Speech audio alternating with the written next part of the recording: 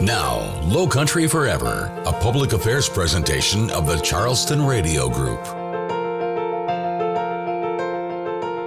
October is many things, but you may know that it's Breast Cancer Awareness Month, and that's what we're talking about today on Lowcountry Forever. I'm Brian Cleary, joined by Trisha Bantz, who's the Senior Development Manager for the Southeast region with the American Cancer Society. And Trisha, the one thing that I worry about a little bit and put my mind at ease, Breast Cancer Awareness Month, people hear that all the time. Do they get tired of it? Is it white noise all of a sudden? Obviously, in your job, you need to keep that top of mind. Why is it important for people to understand it's Breast Cancer Awareness Month? Well, it's crazy to think, but breast cancer is the most diagnosed cancer right now. Wow. So it's crazy to think that 1 in every 8 people are affected, mostly women, but of course men too. So it's so important to have the most diagnosed cancer, to have us all come together and help build awareness for this awful disease. And the great news with the disease, the most diagnosed, but the progress that we've made, and thanks to the American Cancer Society, really, that the progress has been made in survival rates. It's not a death sentence. And that's the main part about the power of the color pink. And that's why we call it the pink season. And everybody relates pink to breast cancer because it is about building awareness on early detection.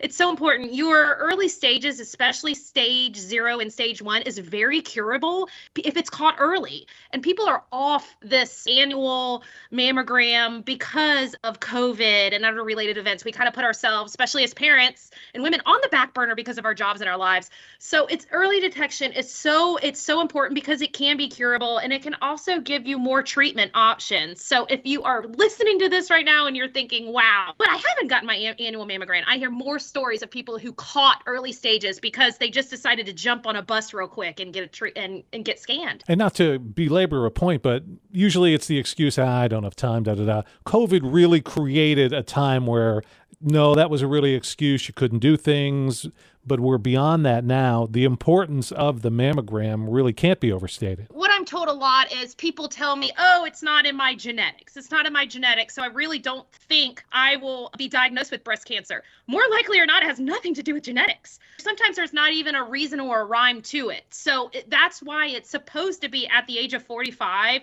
an annual screening. And if you have someone in your family who's been diagnosed with breast cancer, that's even a reason to advocate for yourself to even start earlier at the age of 40. So what can I do? It's Breast Cancer Awareness Month. How can I help? The American Cancer Society has an amazing event coming up in North Charleston that people can be a part of. Trisha, fill us in on this year's Making Strides event. Well, we're calling this year, this is a free 5K walk. We want everyone to come out. The point of it is to really celebrate. We're here to celebrate survivors. We're here to celebrate caregivers, family members, your family, your friends, and to honor those who are no longer with us. It's a time to rebuild, to reconnect with people around you who have been through what you've been through. And we're calling this year Bigger and Better. Everything's been going on around us. Last year was very hard to kind of have people really want to get back out and do things and build back that relationship with their community, and everyone's ready. This year we're having food trucks, we're having vendors, and all our vendors, everything's free. We have giveaways, free caregiver books, free stress tests. You know, my favorite thing we have is our survivor tent. And if you're a survivor, you come out and you have a VIP section where you can turn around and be with someone and connect with someone. People leave there making friends and realizing I'm not alone. So this is a time to celebrate and just be aware that there are options out there for not just yourself, but also caregivers and family members who may just be mourning. So there's a lot of options. There's going to be a lot of fun, a lot of music. Even if you can't walk a 5K, come hang out. You don't have to walk. So it's really just a time to rebuild and celebrate each other. And you mentioned the survivors having been at the event. When you honor the survivors, that's really a special moment in what is just a fun event, but we take time, be a little serious. That's really special. It is special. And we call this Making Strides. And it is a stride, right? It's a walk. It's a step-by-step process if you've been affected by cancer.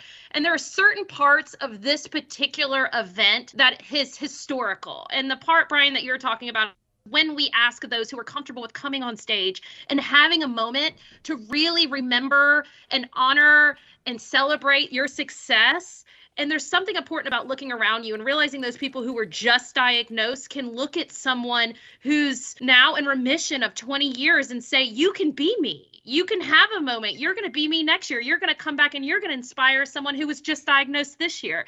So it is a very special moment to realize that you're not alone and there are people who've been through this awful journey that you've been through.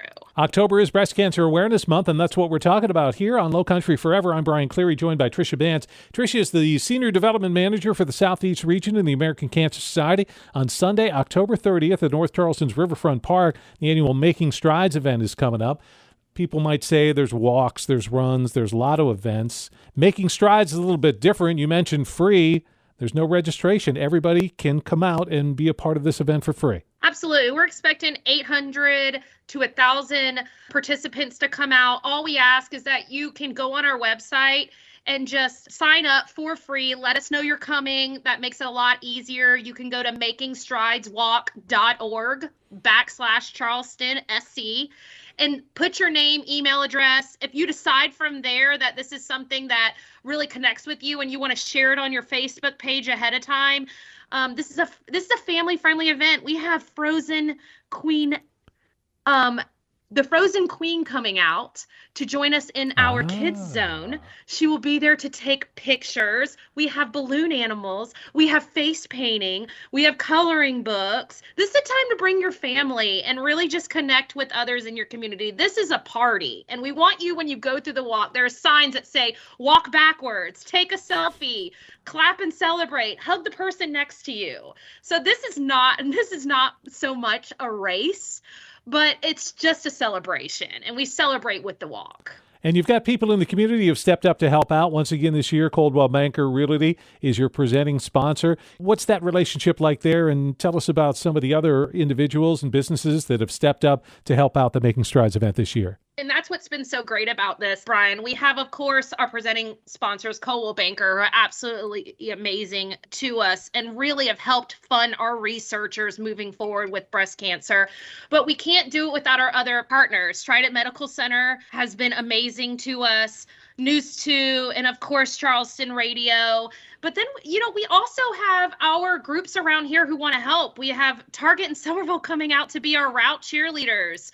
We have Dottie's Pharmacy on James Island. They have sponsored a pedal drop ceremony. So when you're done with that race, if you want to take a pedal and then really honor those and throw that into the water and honor someone who's no longer with us, or just celebrate yourself, we want you to do that. We have a hope wall where you can come and write messages from Federal Credit Union. There's so many people out there that just want to come, and small or large companies, and come together to connect for such a great cause. And then we also can't forget our partners at Cruise.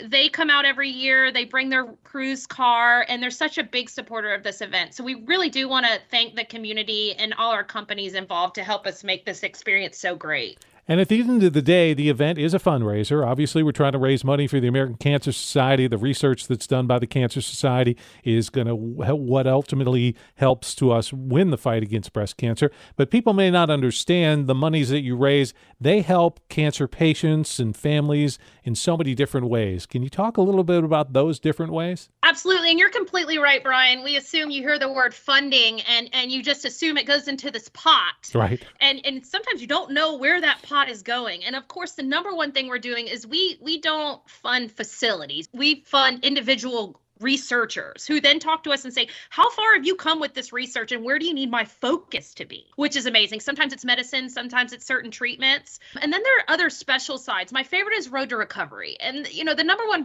reason people don't go to their chemo treatments, they don't have a ride. It's nothing to do with money. They don't have a ride. So what we do is we have volunteers go out in our community, they pick you up, they bring you to a ride. And there are some times that volunteer has been through the same thing you've been through. So it's not just a ride, it's a moment to say, you got this. And you're going to come out stronger on the other side. And then we also have our 24-hour hotline. It is so important.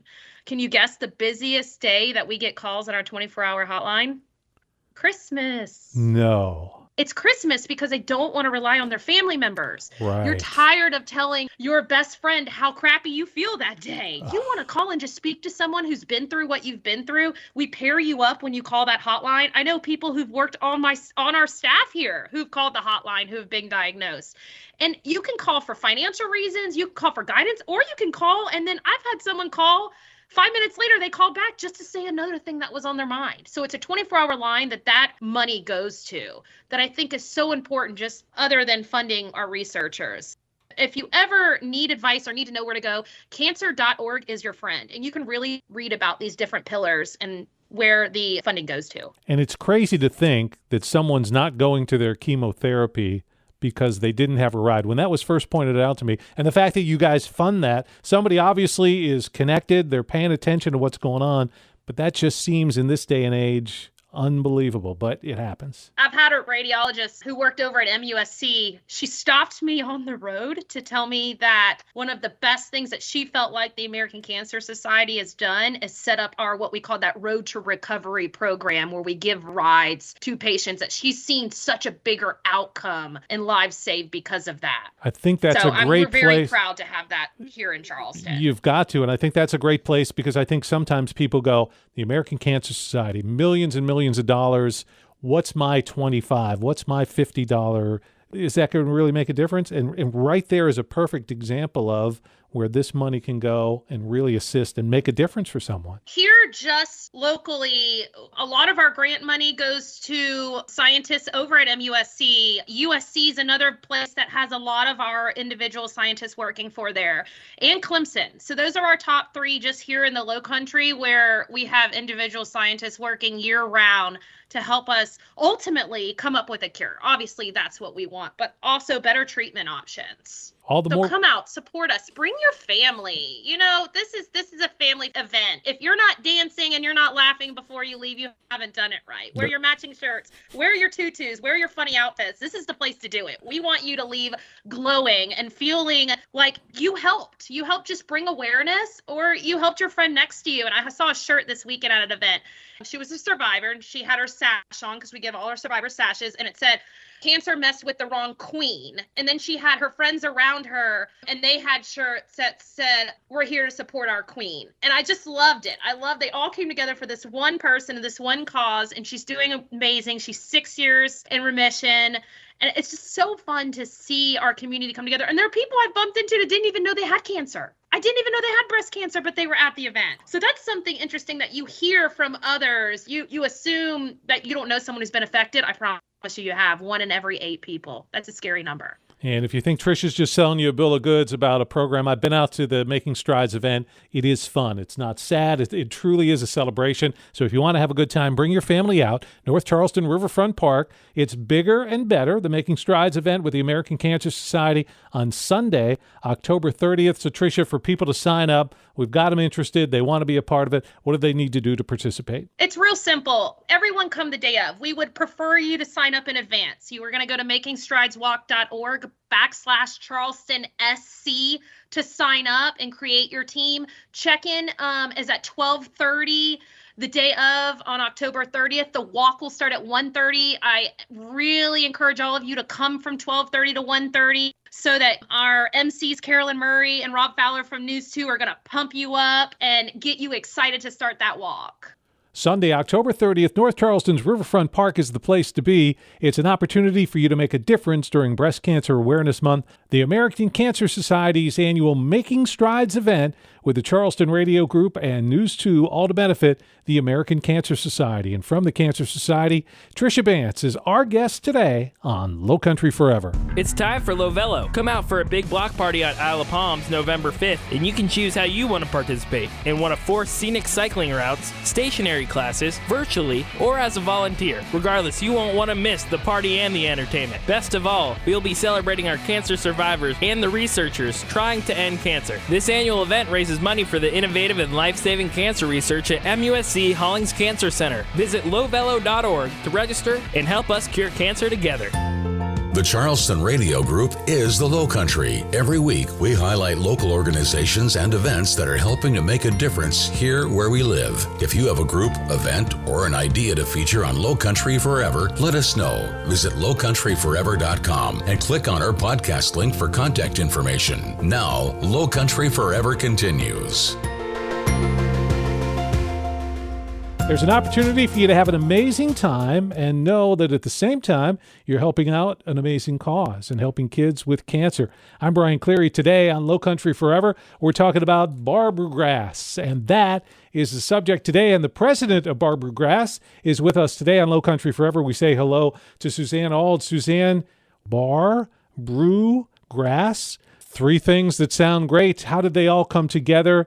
And how did you come to create this organization and event? The organization began more than a decade ago with the original young lady named Rhett Cooper. It was her marathon. She was raising money for a marathon for leukemia and lymphoma. And so all of us got together and we came up with this name, and she wanted bluegrass music. She wanted beer. She wanted barbecue. So we came up with this ridiculous name, BarBrewGrass. And it's kind of stuck, and we haven't changed it since then. So it's three amazing things.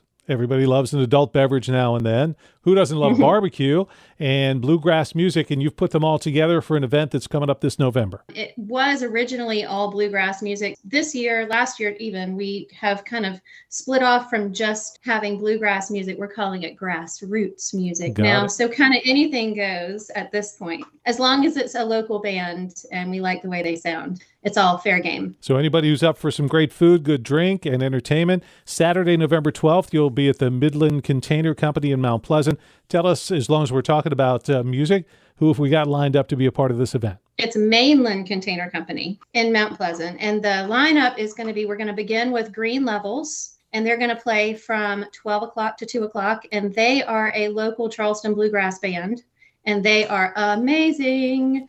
And then we have a band coming from Spartanburg, South Carolina, called the Minivan Mart Band. They've got all sorts of musicians coming in, professional musicians. One of them played bass for Willie Nelson for like 12 years. Wow. He's got a really nice setup on the stage. And then we'll finish up from 4 o'clock to 6 o'clock with Gritty Flywright. And they are a local Charleston group, and they have played for us for the past, I want to say 4 years or so. And they just get better with time, and they're wonderful. They just had a brand new album they put out too. So they're excellent. Oh, and I think they also got voted in. They're at least nominees for the Charleston City Paper Music Awards. So we know we got some great entertainment lined up that day. So that's the grass part of it, the grassroots music.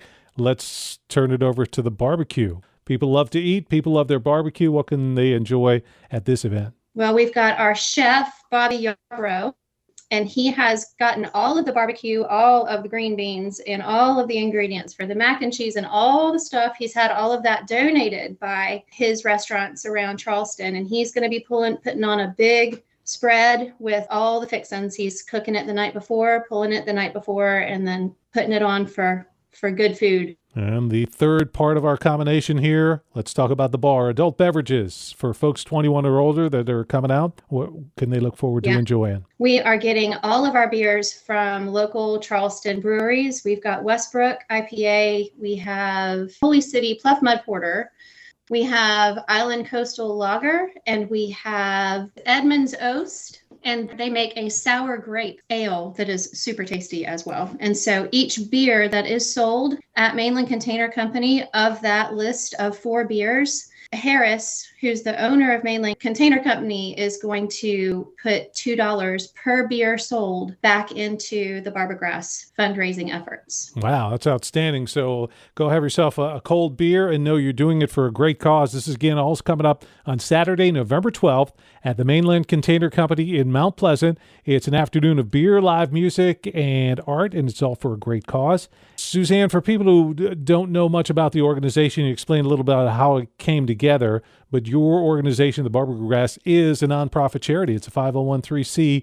You're raising money for children at MUSC fighting pediatric cancer and blood disorders. It's not just the research, it's going to the families themselves who have been admitted to the hospital, who have to call MUSC their home away from home. The money is going directly into those people's pockets. Now, this is something, if you wouldn't mind sharing a little bit, that you have a personal experience with in terms of the MUSC Shawn Jenkins Children's Hospital. Oh, yes. My youngest son was diagnosed when he was 14 months old with leukemia.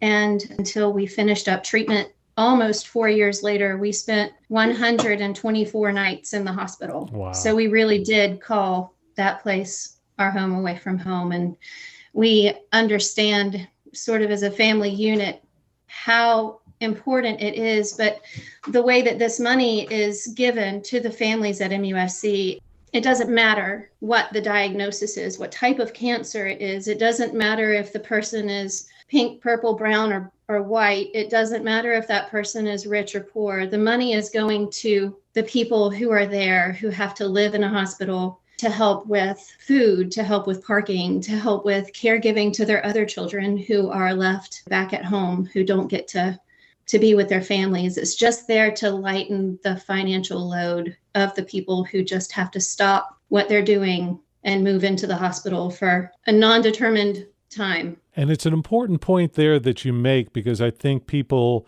can appreciate a little bit, but until you're in that circumstance, 124 nights in the hospital, that's for you, for your son, but as you mentioned, you've got other kids at home.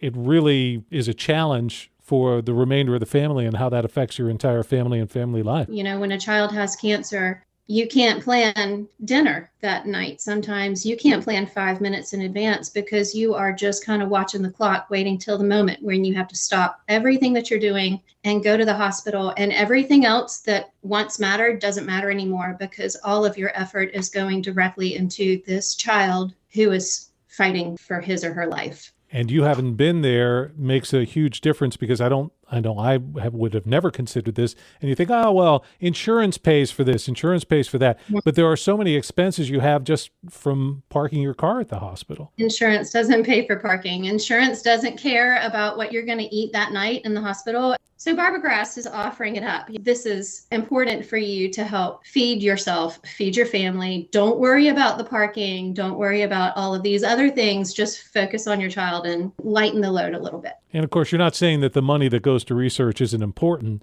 but this is just an aspect that I think of fundraising, of the way people think and give money, that you kind of miss, and it's so needed. The money that has been raised for research, particularly the research that's going on at MUSC with Dr. Krivecka's research lab that she's got going on, she has been crucial in the health and the life of my youngest son, and the money that's raised for her lab is absolutely paramount. But I do think that the families, sometimes they're overlooked when it comes to the fundraising effort, and the families are the ones who are going through it. If not for the funding for the research, then we wouldn't have living children at this point. So that's super important. But the families who are going through it, those are the folks that we want to reach out to. Suzanne Auld is our guest here on Lowcountry Forever. I'm Brian Cleary. We're talking about an event coming up in Mount Pleasant on Saturday, November 12th. Suzanne is the president of BarBrewGrass. Now, to give folks kind of an idea, last year's event, how many families would you think that the money you raised able to affect by holding one of these events? We gave an envelope of cash to the tune of $300 to 46 families last year who were randomly selected by day. I would just call the hospital on a random day and I would say, how many people do you have admitted to the hematology oncology floor for pediatrics? And they would say 21, and then 3 are going to be admitted. We know for sure. So I would give like 25 or so packets, knowing that you never know when you've got a kid with cancer, somebody's going to be coming through the ER that day. And we just give that money. We give the packet of gift to these people, and we don't have to hear from them. I invite them to give me a picture, give us a little message online, but they don't have to, and we don't necessarily even expect it. We just want to give it to them. Got to think they are feeling really good. That's got to be one of the nicest surprises, because some of the surprises you get in the hospital are not good ones, but No, that one they're would not. have to be a great one. Because of COVID and these children are very immunocompromised anyway. So we can't go and give these people money from our own hands. We give it to the social worker who's up there, and she knows the families and she knows everything that's going on with them. she gives them this package, and she said that it's greeted with tears. It's greeted with 4-letter words of surprise and excitement. It's greeted with jaws dropping, like they can't believe that they're actually receiving the gift. And so that's really exciting too, to hear some of the reactions from the families that we're giving these things to. So it's a great deal, and it's a great cause, and you can be a part of it, and you can help it out. More people that we get to come out, the more money we're going to raise, the more families we'll be able to help. Saturday, November 12th. Suzanne, who have you had that's been helping out the cause here and that's been working with you to put together this wonderful event? So Harris Kahn is the owner of Mainland Container Company. This is our 3rd year having our event there, and it's just the perfect premises. It's just perfect place for us to have it. And he's just so generous with his giving. We have the folks from Gelati Moto, which is a downtown Charleston homemade gelato cart. It's this cute little cart that they come out and they put it on site, and they're serving up all sorts of homemade gelato for us. We have children's entertainment. We're going to have superheroes dressed in full gear from head to toe, and they're going to be out there from about 1 o'clock to about 3 o'clock. We've got a really great photographer, Mary Chris Del Chapo, and she's going to be out there taking pictures, and whatever fun pictures we get from the superheroes are going to be posted on the website of the children and the superheroes, so y'all can pull them up and print them off if you want those. We've got Barrier Island Oyster Company providing all of our oysters. Our oyster roast will be from 4 o'clock to 6 o'clock, right about the time that Gritty Fly Right is going to be coming on stage and doing the last set for us. And the oysters, we're going to do steamed oysters, and they are dug up from the North Edisto River. We have a cornhole tournament for adult entertainment. You get to sign up for that. If you want to participate in that, you can sign up, at the check-in gate. And I think that's about it. That's a pretty good lineup. And hold on. One more thing, the auction. We have a silent auction, and the silent auction is, we are trying as hard as we can to channel as much Lowcountry goodness into this auction as we can. And so all of our contributors are local artists and craftsmen. We've got sweetgrass baskets. We've got folks coming from Hollywood making homemade furniture. We have paintings galore. We have Christmas ornaments. We have all sorts of wonderful things for the auction. And the auction was a very lucrative way for us to raise money last year. And we're really proud to put it on this year too, because it's going to be a pretty good showing of goodness.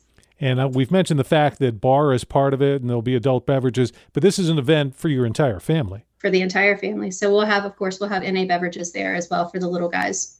And for the non-drinkers, That's everyone. Right. Everyone is welcome. Now, you mentioned the website. Where can people go to get information in terms of the event? www.BarBrewGrass.com. That's BarBrewGrass.com. Or you can get our merch from there. We've got T-shirts and hats and koozies and oyster knives and all the things. And in terms of the organization itself, outside of coming to the event, buying tickets and stuff like that, are there things that you're in need of? Is there something that somebody's listening and, man, I just happen to be out of town November 12th, but I'd like to help out? What is it that maybe I could do to help? We've got a volunteer sign-in sheet that is going to be hopefully posted by the end of this week with like 2-hour windows of volunteer work sign up. And we are reaching out to corporations for corporate sponsorship. If a corporation donates $500 toward the cause, then they get their logo on the website. They get their logo on our T-shirts. So it's really just that. It's volunteer work, and then it's donations. You don't have to come. If you don't want to come, you can just simply make a donation on the website. But you'll definitely want to come because you got great music, great food. Definitely. So one more time, give me the rundown of the event itself. The event itself: bar, brew, grass, barbecue, beer, grassroots music, cornhole tournament, oyster roast, silent auction, 3 live bands, local beer, all the good stuff. And for somebody who may not be familiar with Mount Pleasant as much as maybe they could be, they're going to come in from Somerville. Where would they find the Mainland Container Company? If you're on your way to Sullivan's Island, it's one of the last places where you can turn left before you get to the Ben Sawyer Causeway. And tell me anything else I need to know about this big event, Suzanne. The last thing I suppose to mention is that because of the premises and because of parking, we're trying to sell out at 300 tickets. I don't think that we will ever turn anybody away at the door, of course, when they want to come to the check-in booth. But we're trying to have everything pre-sold so that we know at that point we can kind of pump the brakes and backpedal, because we don't want people parking up and down Coleman Boulevard. So get to the website, order your tickets as early as possible, and that way you're going to make certain that you're there and then make certain that you guys hit your numbers. That's right. BarBrewGrass, the name of the event and the organization. If you want to get tickets and information, we've got it for you. Just go to the website of the Charleston Radio Group station you're listening right now. Click on the events tab, and you'll be able to click to order your tickets. Please do so. Suzanne Auld, she is the president of BarBrewGrass, a 501(c), and our guest today on Lowcountry Forever. Thanks for listening to Lowcountry Forever. If you missed any of this week's show, there's a complete recording under the podcast link at lowcountryforever.com. Lowcountry Forever is a public affairs presentation of the Charleston Radio Group.